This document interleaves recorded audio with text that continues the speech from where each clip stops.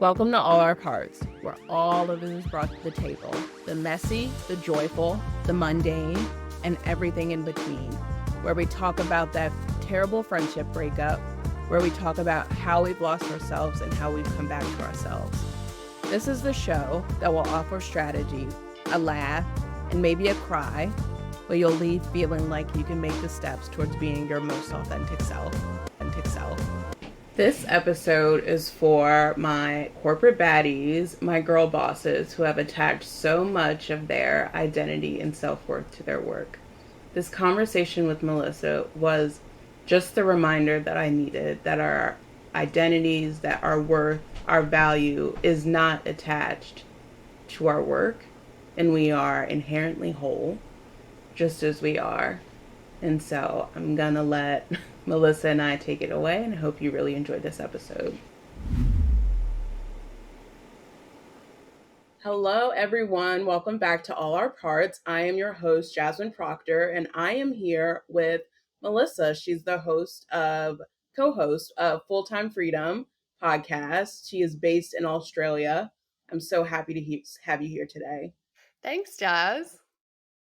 So we are going to be talking about burnout and self-love. So just to start us off, big question: is burnout and self-love correlated in any way? Yes. Oh my gosh, in a big way. Yeah, definitely. I think the reason that we go into burnout and we have all these behavioral stages that eventually lead us to burnout is because at the core of it, we're not valuing ourselves, we're not being ourselves, and we're not just loving ourselves as we are in this moment and realizing that that is enough. And then because we don't see that we're enough, we push, we pull, we strive, we hustle, we grind, we do all of these things that isn't natural for ourselves. It's not natural for our bodies or our brains. And then we lead into these stages of just chronic health issues, chronic tired, just unhealthy states. And it's very common. I think that's the other thing. A lot of us beat ourselves up when we feel like, oh, I'm burnout. Yeah. I'm so tired. I just want to sleep through my alarm again. I just want to go to bed at 7 p.m. And that is actually not uncommon in this society, this world, but realizing that, okay, how do I feel this way? Why do I feel this way? And then leaning more into that self-love piece. Yeah. You just spoke to so much, which leads to get us all on the same lay of the land. I mean, when we think about burnout isn't just being tired. It's not just feeling fed up with work. It's not just feeling like, oh, I think I want to do a different career path. It's so much more than that. So how do you define burnout? Yeah, I define burnout as something that's really chronically affecting you and affecting your ability to show up as your best self in probably more than one aspect of life. So let's be real, it's chronic exhaustion. It's just not feeling like yourself. It's feeling like, oh, today I just don't want to do it. But all week, you just haven't been in that zone either.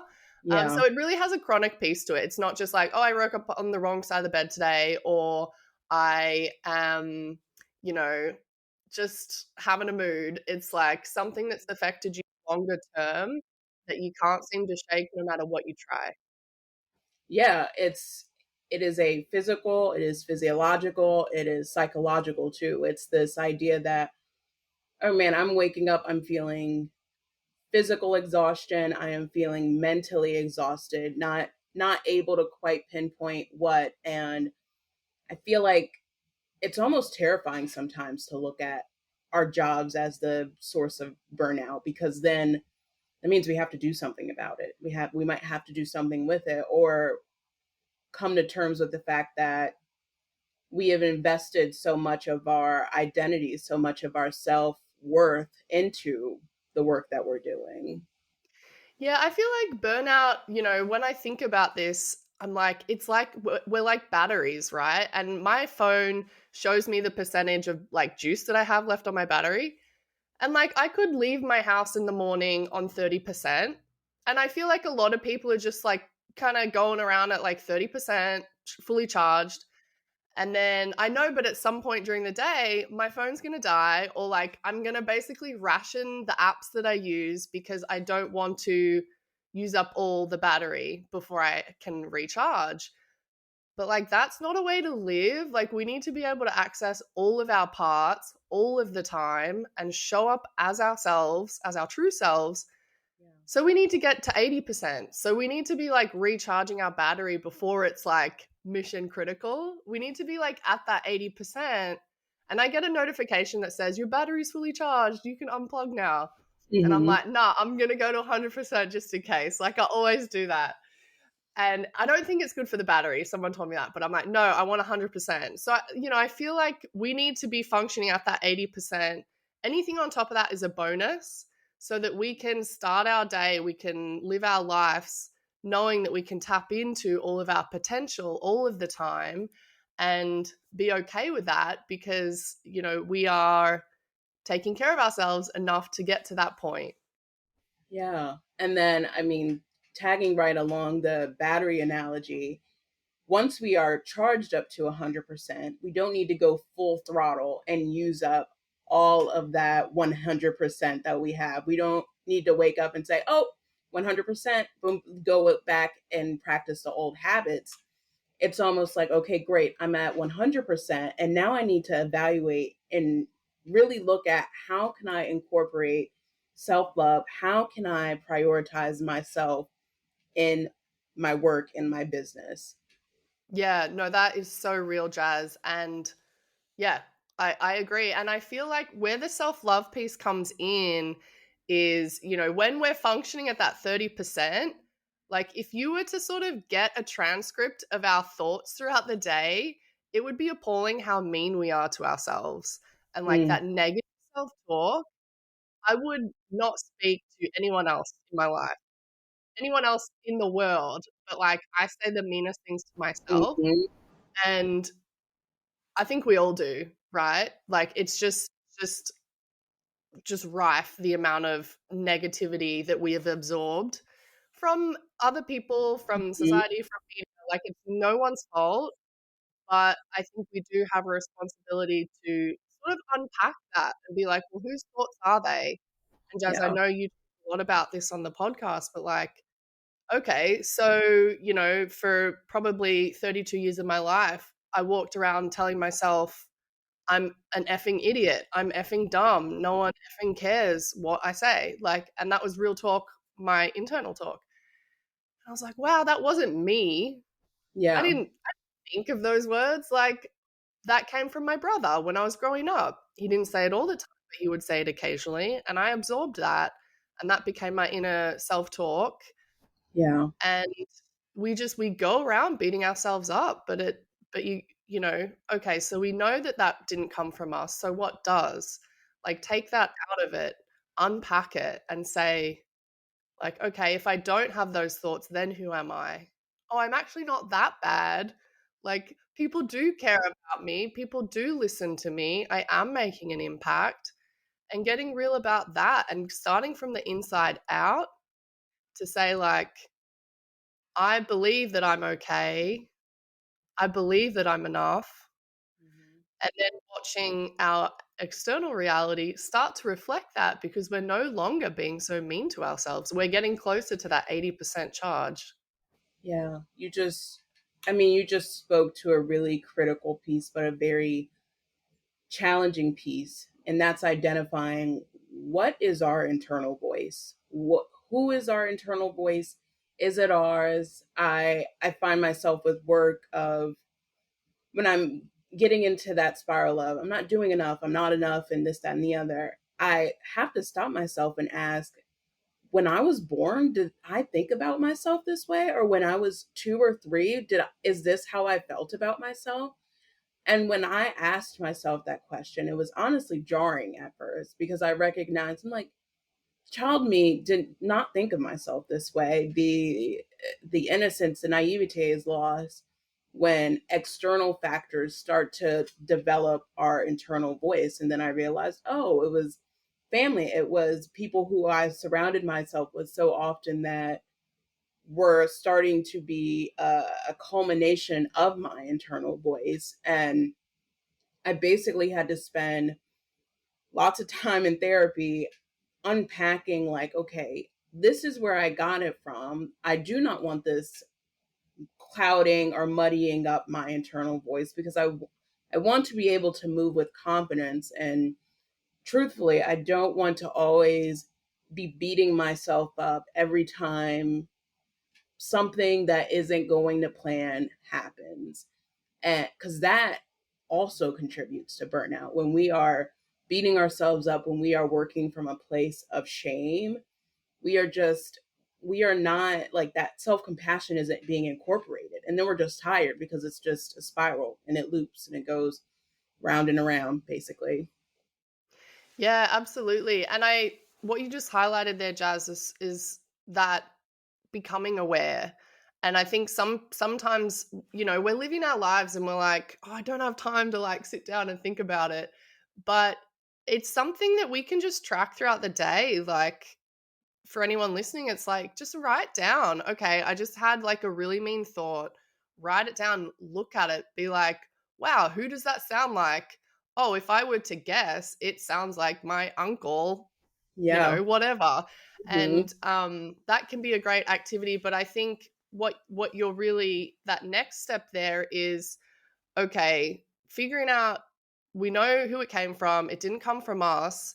So we need to radically, deeply, unconditionally love and accept ourselves anyway, despite what we're going through, despite our perceived failures, because that's what it is. It's not real. Failure is not a thing. It's just what we think of it. It's a judgment. And like kind of a modality, a therapy that I love to share with clients is called mirror work. And it really pairs affirmations with that radical self-love. But the unique piece is that you're actually looking yourself in the mirror. So you're standing in front of the bathroom, like obviously keep it private, shut the door. That's how I do it. And, you start by just saying, insert name, I love you, Melissa. I really, really love you. And anyone would, insert your name. But you're looking at your eyes in the mirror, you're addressing yourself, you're addressing your body, and you're just saying, I love you. And something happens when we say those words to ourselves, looking at ourselves is so emotional, and it's quite confronting because we've lived our lives the opposite. Yeah. We've been taught to hate ourselves. And I think that translates to everyone. But when you can actually stand there and like have that piece of resistance and be like, no, plant your flag in the sand and say, I'm not doing that anymore. Like, I'm going to love myself no matter what. And then the shame starts to dissolve. And then like everything else starts to dissolve, because we say, yes, even though I didn't send all those emails today, I still love myself and that's okay. Yeah. Even though I didn't reply to all my threads today, that's okay because I still accept who I am.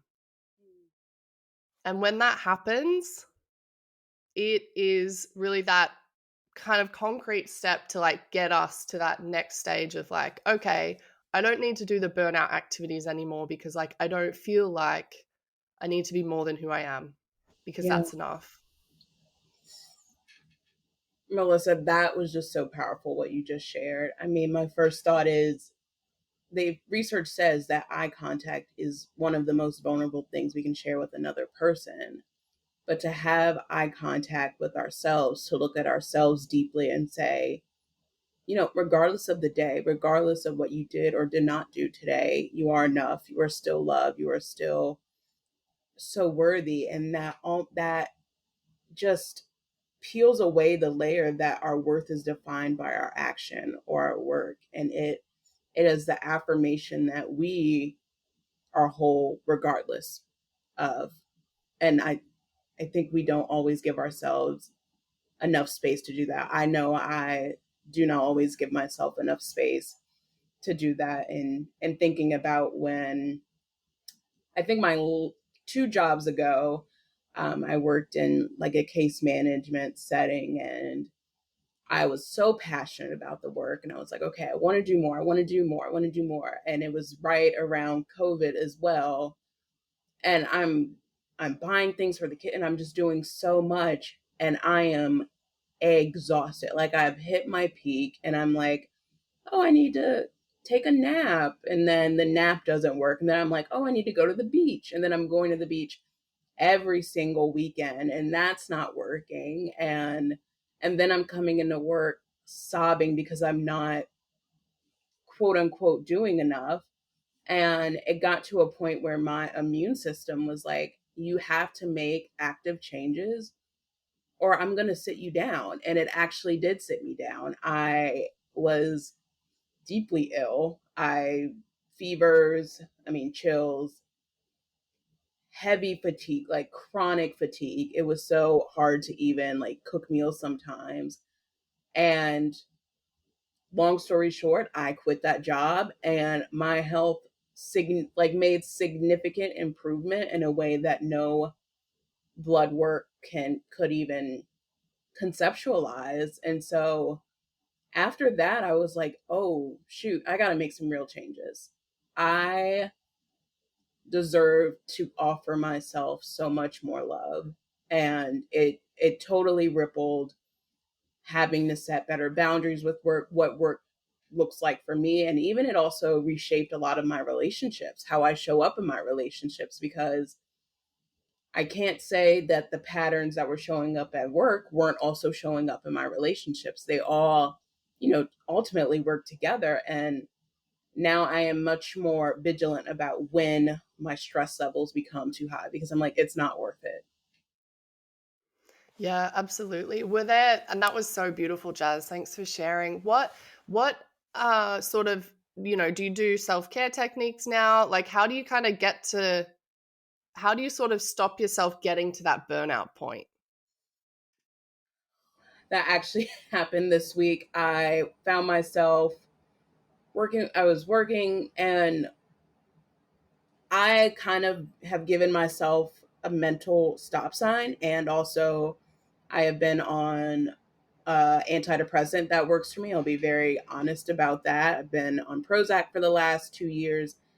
And that has really helped me put up a mental stop sign of like, oh, stop and listen to your body. Slow down. Your body is like tired. It is, allow yourself to rest. Allow yourself to just do an admin day on the couch and watch TV. No one says those two things cannot exist at the same time. Society might say I need to be in the office 9 a.m.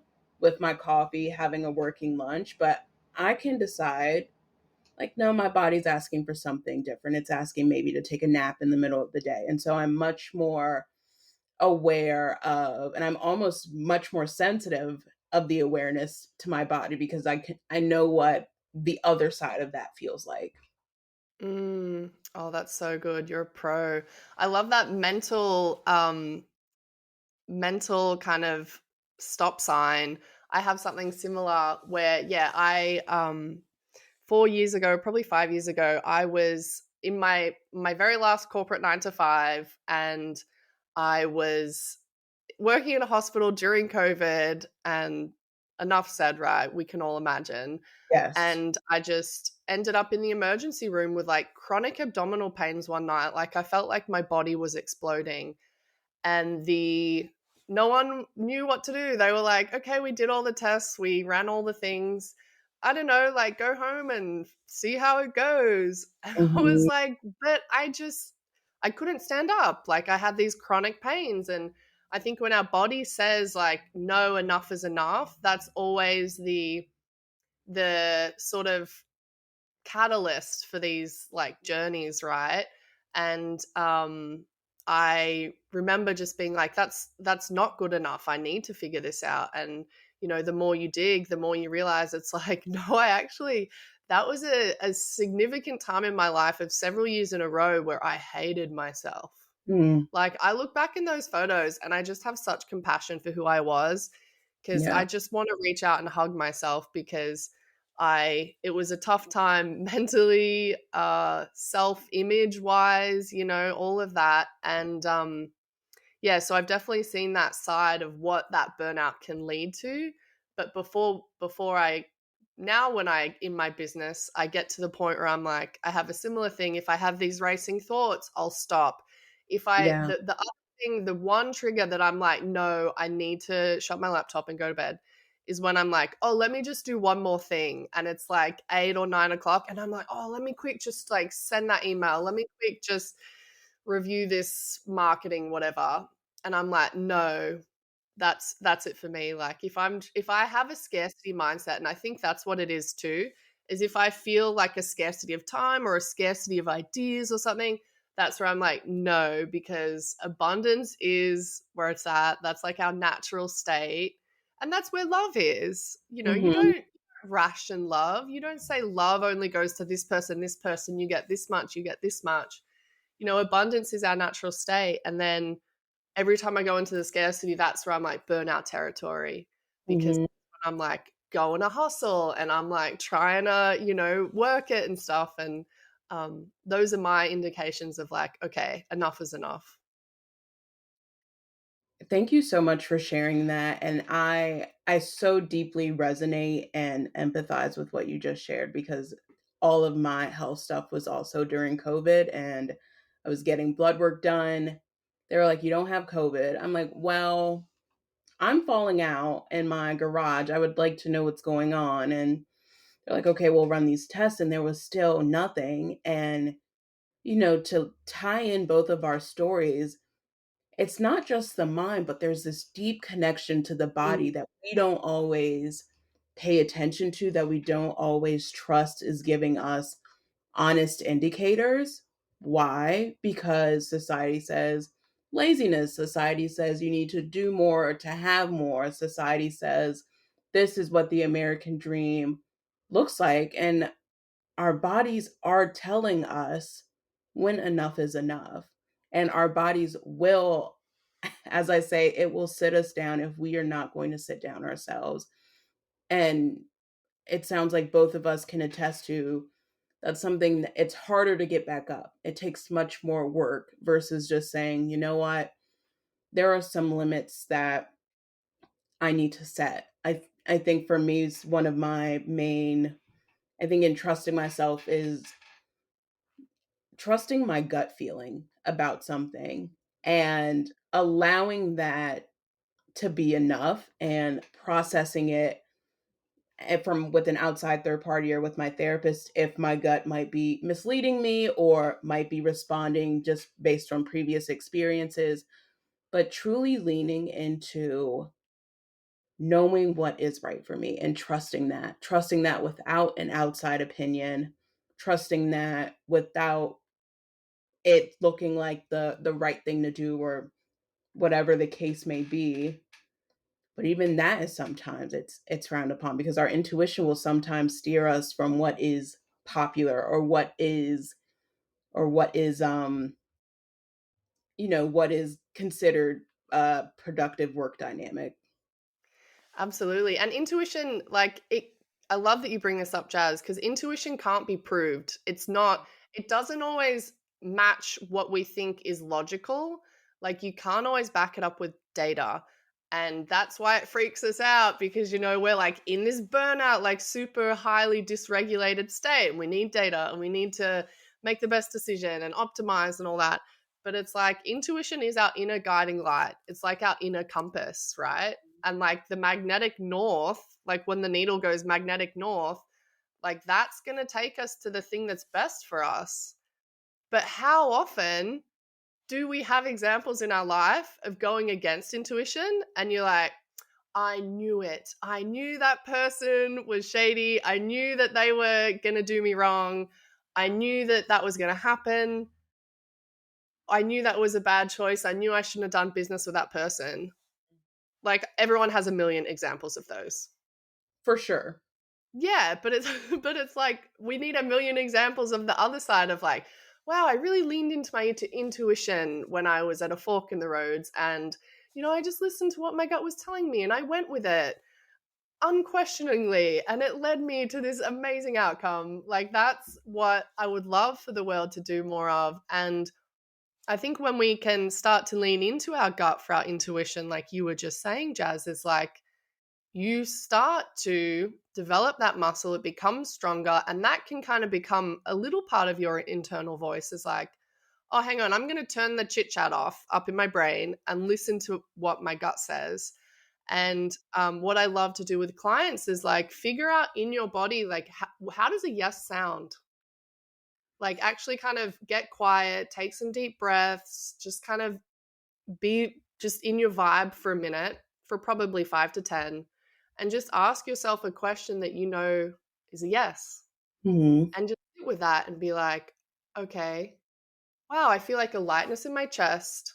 I feel like a little bit of butterflies. Like maybe you kind of expand a bit or you lean back, and then lean into that and say, okay, what does a no feel like?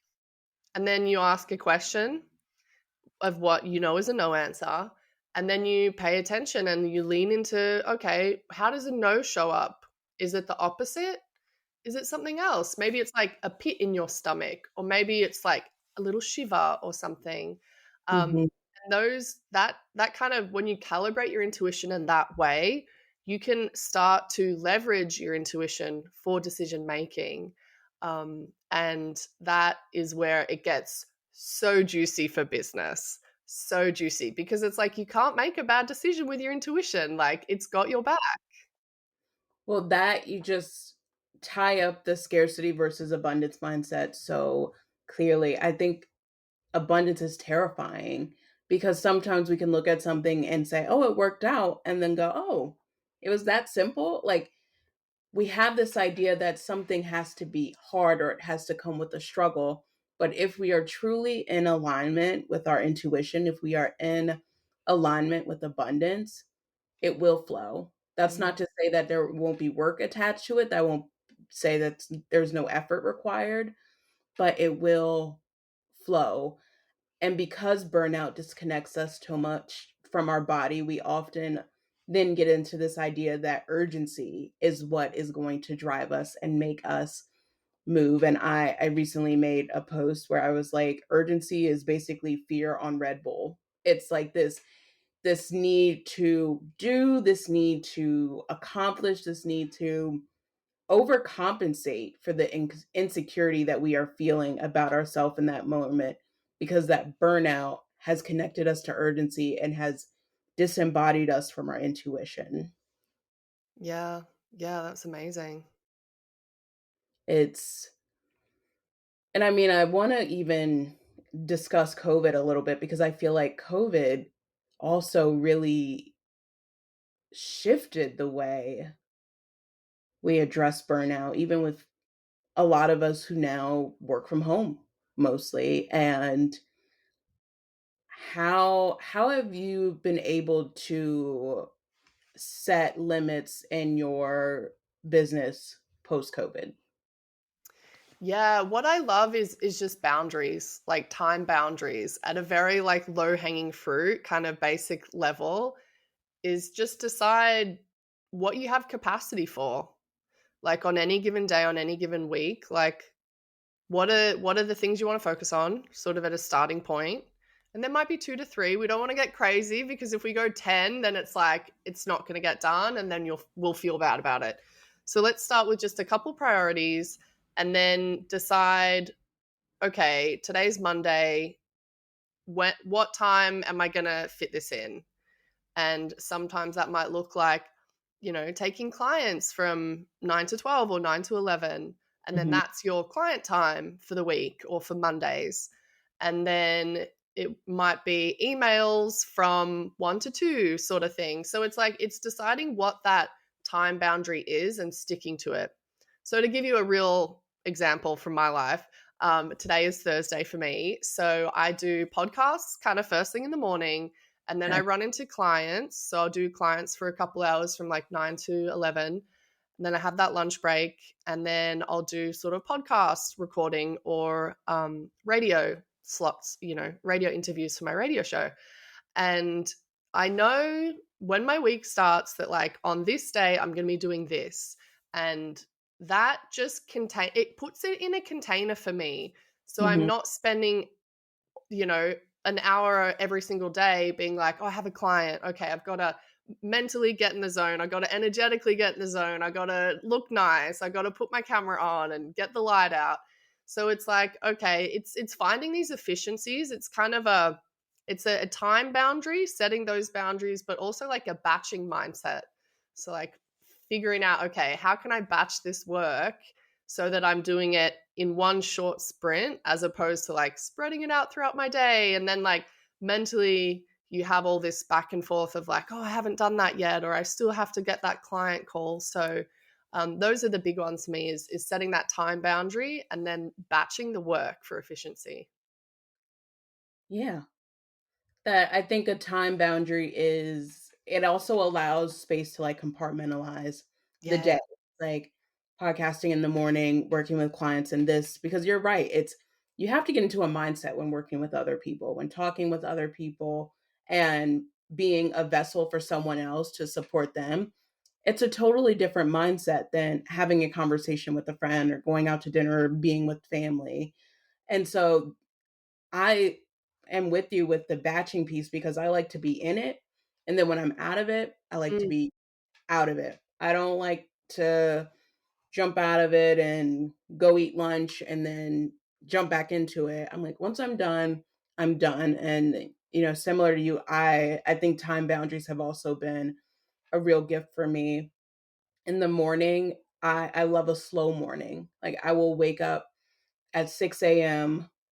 and I will just enjoy for like 4 hours. I'll walk my dog, I'll eat breakfast and sit there. I'll read if I feel like reading, but I give myself that space in the morning to just be and not expect any urgency.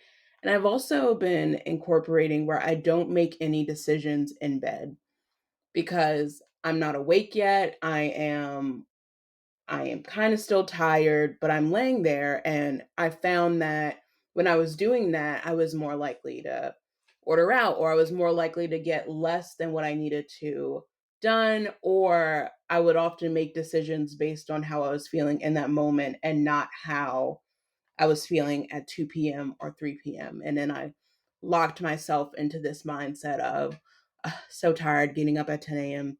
And so I wake up, I get out of bed at 6 a.m. and I just allow the morning to be the morning. And then 10 a.m. is when I say, okay, work, eat lunch, take a little lunch break. And then the evening, really, 7 p.m. is when brains off. Like that is it. I can't do anything.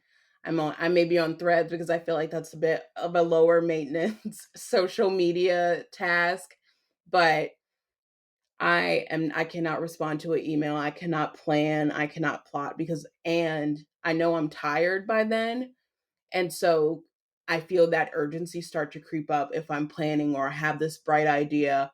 I might take a little note and save it for the morning, but getting into anything after 7 p.m. for me is a recipe for that burnout.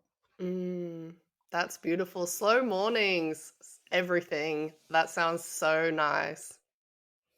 It's it's amazing. I think it also has helped with like regulating my nervous system. I think that uh, I don't know where I saw it. I've seen it in multiple places, but this idea that our bodies are not meant to jump from one task to the other, but we need like breaks. We need that buffer, that intermission to go, okay, now I'm going to do this, and now I'm going to do that.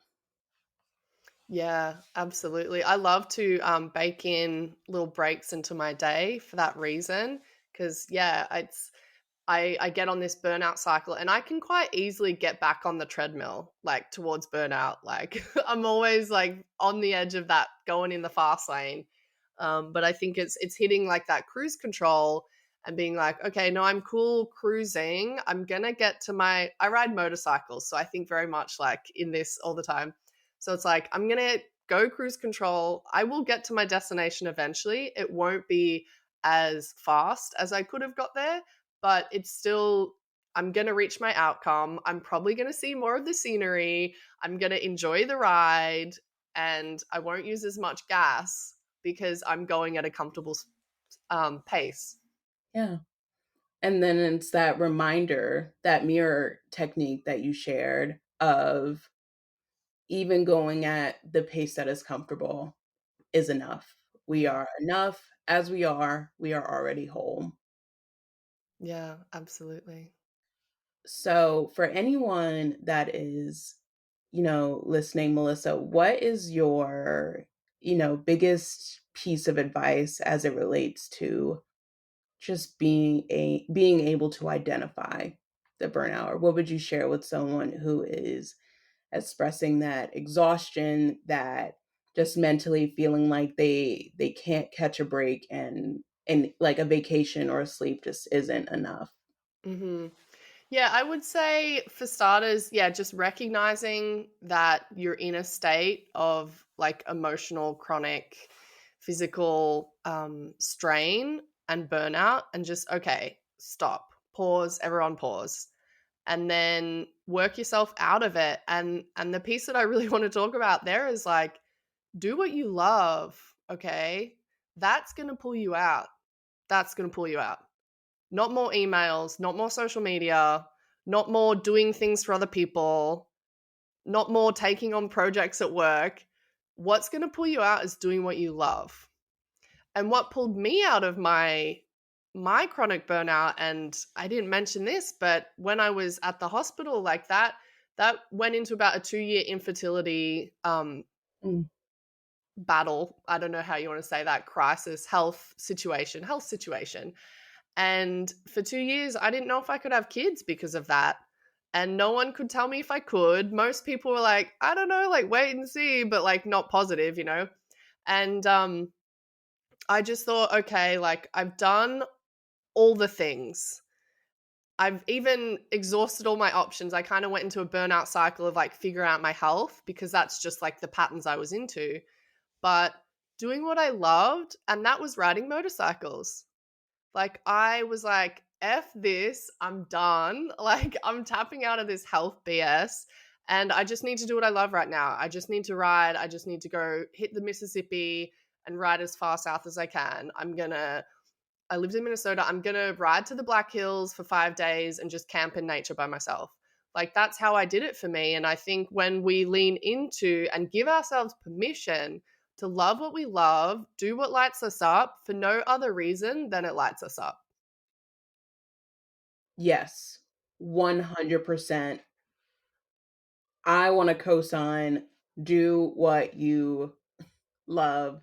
What you just spoke to is, I mean, we don't always give ourselves enough space to enjoy something. We look for ways to monetize, and that's the world that we live in, where it's tough. It's hard out here sometimes, and we look for ways to capitalize or leverage our skills, and we don't give ourselves the space enough to just enjoy, like, just be. I also didn't speak on the, incorporating the things that I enjoy, but I love to paint.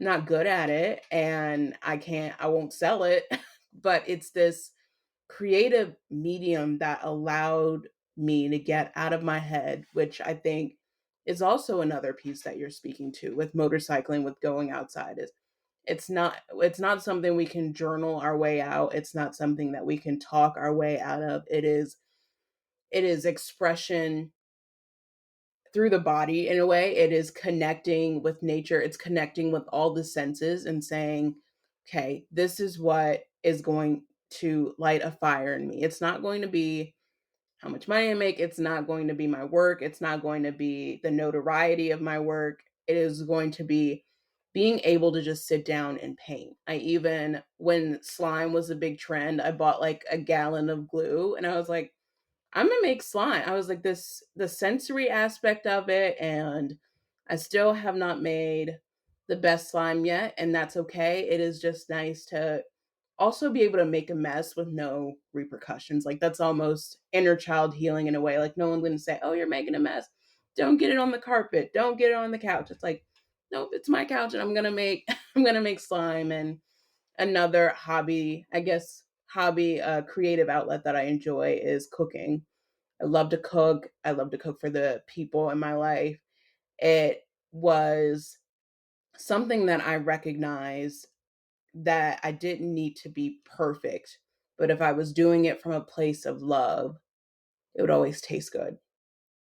There's no Mm. measurement, there's no I don't need to be like a Michelin star chef. I'm not nitpicking or critiquing how I'm slicing something. I am simply serving it from the purest place of my heart, and that has been its own, opportunity, being able to cook for other people as well as myself, because I'm also pouring that love into myself as well.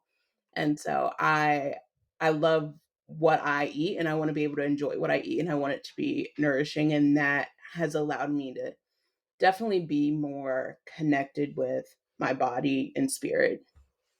That's beautiful. And I would bet, Jazz, that when you do those activities, you probably hear your intuition more. You're probably breathing slower. You're probably all the chit chatter of like all the worries and stress that we have probably goes away. That sounds like just some beautiful practices.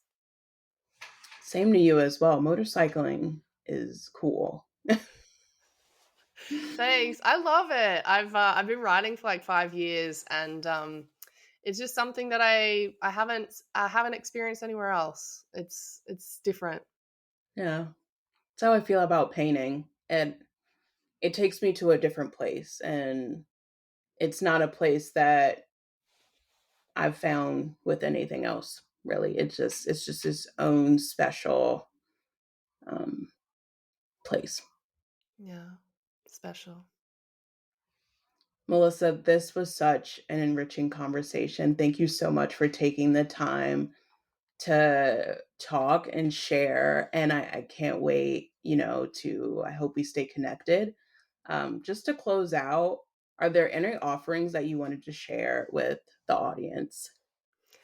Yeah, I do. So my signature offer is called Burnt Out to Badass. So I incorporate all my learnings from my business podcast, Full Time Freedom. It's the top 10% podcast. And then I have a radio show as well, talking to business women. And I incorporate all those learnings into this 12-week program. So I take women entrepreneurs who are scaling their businesses from burnt out, struggling with the overwhelm, all the stress, all the anxiety. And in those 12 weeks, we work through all those modalities, some I talked about today. And at the end of it, you're a badass. You feel like you can handle anything, and you're just confident. You have that clarity, and you're also making cash flow in your business and scaling in a way that feels really good and aligned. So that's my signature offer. I'm also on all the social medias. I share a ton of free content. So even if you never work with me, like hit my content, because I share a lot of my things that I'm just going through, that I've learned, that clients are going through, sharing it, not gatekeeping, just want to help raise up women everywhere. So I'm on socials at Melissa Hussong. My website is www.herhandlebars.com. And because I started as a motorcycle content creator.